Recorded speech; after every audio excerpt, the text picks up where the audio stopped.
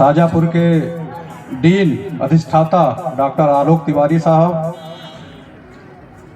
Doctor पीके तिवारी साहब horticulture college के अधिष्ठाता। और आज हम लोगों के लिए बड़े सौभाग्य की बात है कि हमारे बीच में इफ़को नई दिल्ली, इफ़को का जो मुख्यालय है नई दिल्ली में, उसमें मुख्य प्रबंधक श्री रजनीश पांडे साहब विशेष रूप से इस कार्यक्रम के लिए उपस्थित हैं। हमारे बीच में कृषि विज्ञान केंद्र बेमेतरा के वैज्ञानिक जोशी साहब, साथ ही और भी जो कृषि महाविद्यालय और हॉर्टिकल्चर कॉलेज के वैज्ञानिक हैं हमारे बीच में उपस्थित हैं। यहाँ पर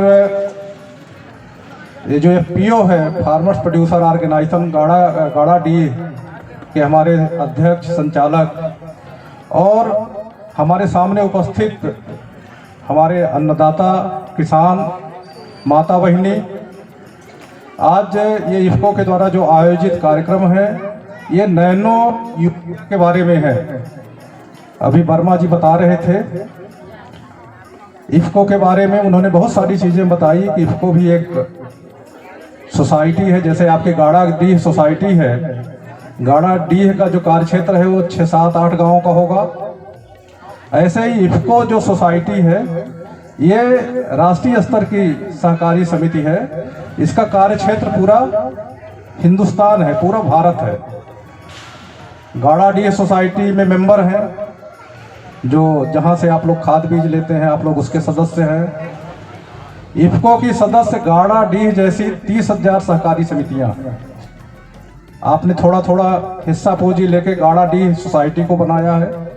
ऐसे ही 30,000 से ज़्यादा सहकारी समितियां जो हैं अपना अपना थोड़ी थोड़ी अंश पूंजी लेके और भारत सरकार से पैसा लेके इफ़को सहकारी संस्था का निर्माण किया है। आज से करीब 55 साल पहले, अब तो खैर 55 साल से उम्र के लोग हैं काफ़ी इसमें, कुछ और जो बुजुर्ग लोग हैं वो उनको याद होगा कि 1962-64 का जो अकाल था वो भारत देश के लिए एक बहुत बड़ा जो है अभिशाप टाइप का था, बहुत बड़ा अन्न का अकाल था। उसी समय इफ़को का निर्माण हुआ। ICAR जो आज कृषि अनुसंधान का एक जो जिसका नेतृत्व जिनके पास में है, वो उन्होंने अपनी गतिविधियां चालू की। बीज के लिए seed corporation, national seed corporation का जन्म हुआ और उसी समय इफ़को का जन्म हुआ, ये उर्वरक उपलब्ध कराने के लिए किसानों को। तो ऐसी हमारी इफ़को संस्था का उस समय सहकारिता के माध्यम से जन्म हुआ। और आज आपको ये जान के खुशी होगी कि इफ़को जो है विश्व की सबसे बड़ी सहकारी संस्था है। इफ़को जो है विश्व की सबसे बड़ी सहकारी संस्था है। आप ये जो यूरिया DAP देख रहे होंगे जो आपको समितियों के माध्यम से और निजी विक्रेताओं के माध्यम से मिलता है, उसमें जो है हर 5वां जो बोरा यूरिया का आता है वो इफ़को का आता है। और DAP NPK का जो हर 3रा बोरा है वो इफ़को का है। मतलब आज इफ़को जो है जिसमें कि आप लोगों का पैसा लगा है, सहकारी समितियों का पैसा लगा है, आज वो विश्व की सबसे बड़ी सहकारी संस्था है। उसके बाद अमूल का नंबर आता है, दूसरे नंबर पे वो अमूल है, पहले नंबर पे इफ़को है। ऐसी संस्था है। अभी जैसा कि मैंने बताया कि इफ़को का निर्माण जो है वो रासायनिक उर्वरक किसानों को उपलब्ध कराने के लिए किया गया। इसके बाद जैसे जैसे वैज्ञानिकों का के नित नए प्रयोग हुए, जमीन में पोषक तत्वों की विभिन्न प्रकार के पोषक तत्वों की कमी हुई, जमीन की क्षेत्र की फसल उत्पादकता बढ़ी, तो सूक्ष्म पोषक तत्वों की भी कमी हुई। उसके लिए फिर इफ़को ने NPK DAP यूरिया के बाद जो है बहुत सारे उर्वरक जो 1 किलो में, 5 किलो में, 25 किलो की बोरी में आए, जल विलेय उर्वरक और विशिष्ट उर्वरकों की एक श्रृंखला तैयार की। जैविक खेती का एक अपना अलग महत्व है, उसके लिए हमारा सागरिका और जो सीवीड एक्सट्रैक्ट है वो आया। इसके बाद हमारे पास बायो फर्टिलाइजर की भी एक बड़ी श्रृंखला है।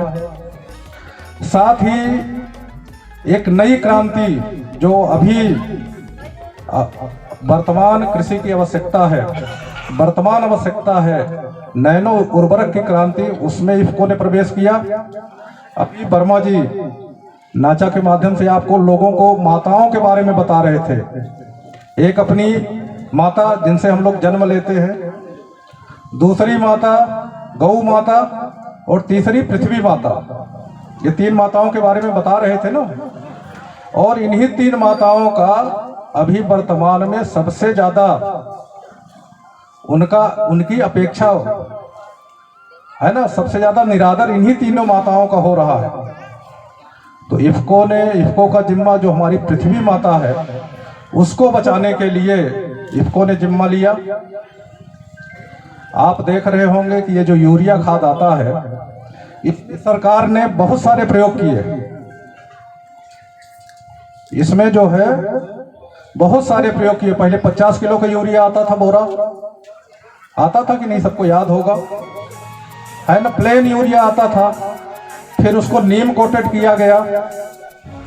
इसके बाद उसका वजन 45 किलो किया गया, है ना।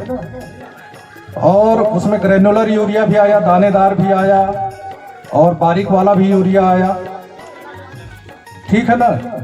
इसके बाद अभी आने वाले समय में एक 40 किलो वाला भी यूरिया आ रहा है। 40 किलो वाला भी, वो सल्फर कोटेड यूरिया है, यूरिया गोल्ड के नाम से। वो भी राजपत्र में प्रकाशन हो गया है, वो भी आपको जल्दी ही आएगा। और फिर बीच में नैनो यूरिया भी आया। तो आखिर में सरकार यूरिया के बारे में इतने परिवर्तन क्यों कर रही है? तो इसके पीछे मुख्य कारण हमारी पृथ्वी माता को, हमारे वायुमंडल को, और हमारा जो अंडरग्राउंड वाटर है, जो भूमिगत जल है, इससे जो यूरिया के उपयोग से नुकसान हो रहा है।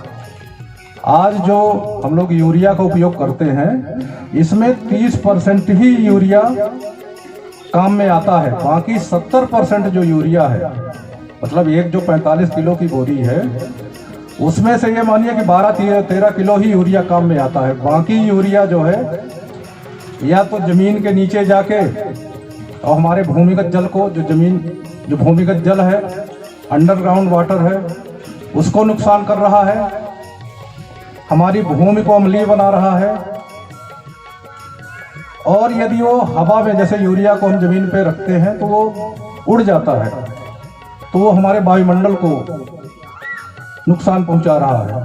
और आप देख रहे होंगे उसकी वजह से क्लाइमेट चेंज, जलवायु परिवर्तन का एक बहुत बड़ा, छत्तीसगढ़ भी उसका एक उदाहरण है। यहाँ भी आजकल बरसात 1 महीने लेट हो गई है। छत्तीसगढ़ में ठंडी नहीं पड़ती थी, लेकिन आज सब लोग जो है मफलर और स्वेटर पहने हुए हैं। ऐसी ठंडी कम पड़ती थी, लेकिन अभी ठंडी भी पड़ने लगी। तो ये कि ये जो क्लाइमेट चेंज हुआ, उसके पीछे बहुत बड़ा कारण ये रासायनिक उर्वरकों का है। तो इफको ने ये सोचा कि इसको कैसे हम अपनी पृथ्वी माता की रक्षा कैसे करें।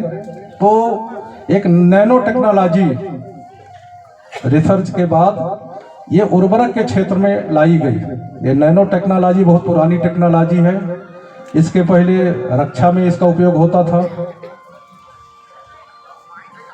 मेडिसिन में होता था, दवाइयाँ जो बनती थी उसमें होता था, ये जो कीटनाशक है उसमें होता था। तो ये बहुत सारी चीज़ों में नैनो टेक्नोलॉजी का उपयोग होता था। उर्वरक क्षेत्र में ये पहली बार इफको ने इस नैनो टेक्नोलॉजी का उपयोग करके, और नैनो यूरिया और नैनो डीएपी, ये जो नैनो यूरिया है और नैनो डीएपी, ये निर्माण किया इसका। अब इसमें आपको पता होगा कि केवल 20 ग्राम यूरिया है इसमें, जो 1 बोरी यूरिया के बराबर काम करती है। 20 ग्राम यूरिया। अब नैनो टेक्नोलॉजी क्या है? नैनो टेक्नोलॉजी मतलब, नैनो मतलब बहुत बारीक कण, बारीक से बारीक कण, नैनो कण। यदि यूरिया का जो एक दाना है, इसके 55,000 टुकड़े कर दें, तो ये है नैनो टेक्नोलॉजी। मतलब एक दाने को 55,000 दाने बनाते हैं, टुकड़े, बारीक कण, पार्टिकल। और जितना पार्टिकल जितना छोटा होता है, वो उतना ही प्रभावशाली होता है। तो इसके पीछे यही है। ये स्टोमेटा के द्वारा जाइलम फ्लोएम के द्वारा पत्तियों के माध्यम से ये उपयोग में आता है और ये एक बोरी के बराबर एक बॉटल जो है ये काम करता है। इसी प्रकार नैनो डीएपी भी आया, वो भी एक बोरी के बराबर जो है उपयोग में आता है। तो ये नैनो टेक्नोलॉजी के बारे में एक छोटी सी बात हमने आपको बताई। अभी हमारे बीच में वैज्ञानिक भी हैं, उन्होंने अपने अनुसंधान भी किए हैं अपने फार्म में। उनकी जो प्रयोगशाला है इंदिरा गांधी कृषि विश्वविद्यालय में कृषि एवं रसायन विभाग है, सॉइल केमिस्ट्री का एक डिपार्टमेंट है।